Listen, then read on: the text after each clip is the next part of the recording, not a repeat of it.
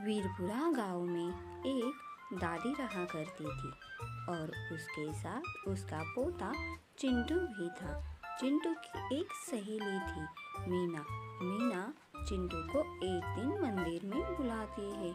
मीना को चिंटू को कुछ खास बातें बतानी थी, इसी वजह से वो दोनों एक मंदिर में मिलते हैं। मीना, क्या हुआ?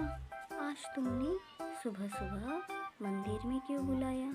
हम दोनों तो स्कूल में मिलने ही वाली थी ना। चिंटू, कुछ दिनों के लिए मैं माँ के साथ शहर जाने वाली हूँ। यहाँ माँ को कुछ काम नहीं मिल रहा। तुम्हें तो पता है मेरे घर की हालत, इसी वजह से माँ के साथ शहर जाकर कुछ काम करना चाहती हूँ।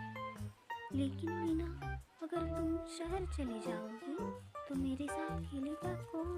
और स्कूल में तो तुम्हें पता है मेरे साथ कोई अच्छे से बात भी नहीं करता।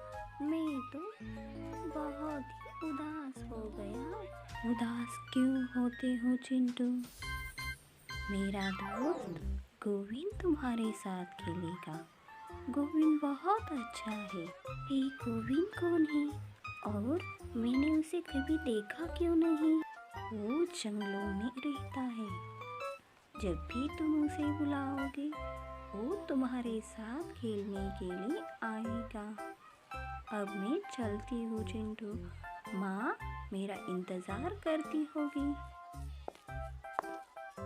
चिंटू मीना से मिलकर अपने घर उदास होकर आता है और बहुत उदासी में रोने लगता है।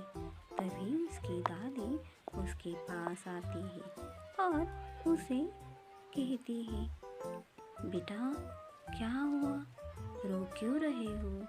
ऐसी कौन सी बात हो गई तुम आज इतना ज़्यादा रो रहे हो?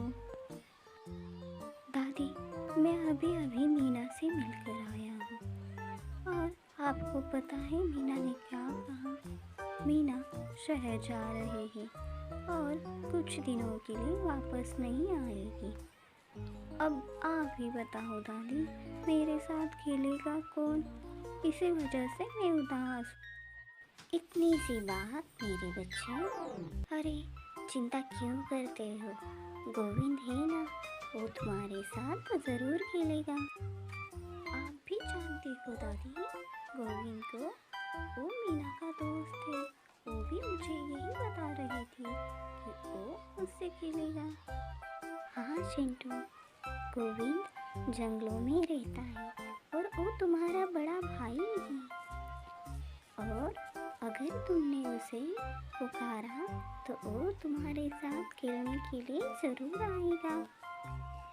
लेकिन दादी, वो हमारे साथ क्यों नहीं रहते और हमारे यहाँ स्कूल में भी क्यों नहीं आते? क्योंकि बेटा उसे पढ़ाई लिखाई में कोई इंटरेस्ट नहीं था। इसी वजह से वो जंगलों में अपने गैयाओं के साथ रहता है। वो गैयाओं को चराता है और उनकी देखभाल करके वही गुजारा करता है। और दादी गोविंद की सारी कहानी चिंटू को बताती है तो चिंटू बहुत खुश हो जाता है। उसे अपने भाई से मिलने की उत्सुकता मन में पैदा हो गई। गोविंद, मेरे बच्चे की रक्षा करना। आपके ही भरोसे मैं उसे स्कूल में भेज रही हूँ। वो बहुत उदास है और उसकी उदासी दूर आप भी कर सकते हो। दादी और अपने दोस्त की बात सुनकर चिंटू गोविंद से मिलने के लिए जंगलों में आता है स्कूल जाते जाते। गोविंद भैया, ओ गोविंद भैया, कहाँ हैं आप? मैं आपका चिंटू आपसे मिलने के लिए आया हूँ। आइए ना प्लीज़। आ गए आप गोविंद भैया। आपके बारे में दादी और मेरी दोस्त दोनों से बहुत कुछ सुना था, इसीलिए मैं आपसे मिलने के लिए आया हूँ। हाँ चिंटू, दादी और तुम्हारी दोस्त सही कह रहे थे। अरे, मैं तुमसे ज़रूर खेलूँगा। तुमने मुझे दिल से पुकारा ना, तो मैं तुम्हें उदास नहीं रहने दूँगा। गोविंद भैया, आपको ये कैसे पता चला सारी बातें? और मेरी एक बात मानिए ना, चलिए ना हमारे घर, हम दोनों बहुत सारा खेल खेलेंगे। यहाँ क्यों रहते हो? मुझे आपकी बहुत याद आती है जब से दादी ने आपके बारे में मुझे बताया। अरे मेरे प्यारे चिंटू, मैं वहाँ नहीं आ सकता। मेरा परिवार यही है। गौ माता ही मेरा परिवार है और ये सारा नेचर मुझे बहुत अच्छा लगता है। उस नश्वर जीवन में मैं वापस नहीं लौटना चाहता। जब भी तुम मुझे पुकारोगे मैं ज़रूर आऊँगा। अब जाओ स्कूल, देर हो रही है ना। अच्छा भैया, मैं चलता हूँ, फिर मिलूँगा। स्कूल के लिए देरी भी हो रही है। मास्टर जी यहाँ चिंटू के विषय में ही बच्चों से कुछ पूछ रहे थे। बच्चों, आप सब लोग तो आ गए, लेकिन और चिंटू नटखट अभी तक क्यों नहीं आया? और मीना भी नहीं आई। क्या वो दोनों आज छुट्टी पर है क्या? स्कूल नहीं आना उन्हें? आपको कुछ पता है क्या? क्या पता गुरुजी, हमें वो दोनों बहुत ही नटखट हैं, हमें बहुत सताते हैं, इसीलिए हम उन दोनों से जरा दूर ही रहते हैं।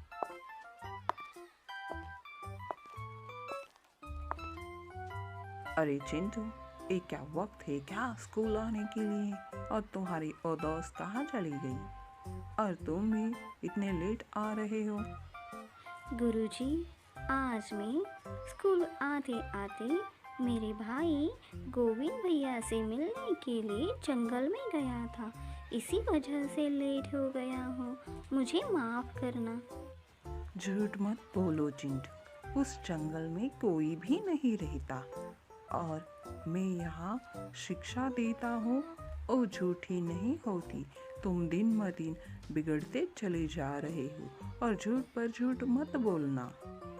नहीं गुरुजी, मैं झूठ नहीं बोल रहा हूँ, मैं अपने गोविंद भैया से ही मिलकर आया हूँ। वो जंगलों में रहते हैं गौ माता के साथ। तुम्हारे दादी से ही मिलना पड़ेगा अब। तुम झूठ पर झूठ बोले जा रहे हो चिंटू, और मेरी शिक्षा ये नहीं बोलती। और यहाँ मास्टर जी चिंटू को बहुत फटकारते हैं। आगे की कहानी पार्ट 2 में आपको बताऊंगी। धन्यवाद दोस्तों।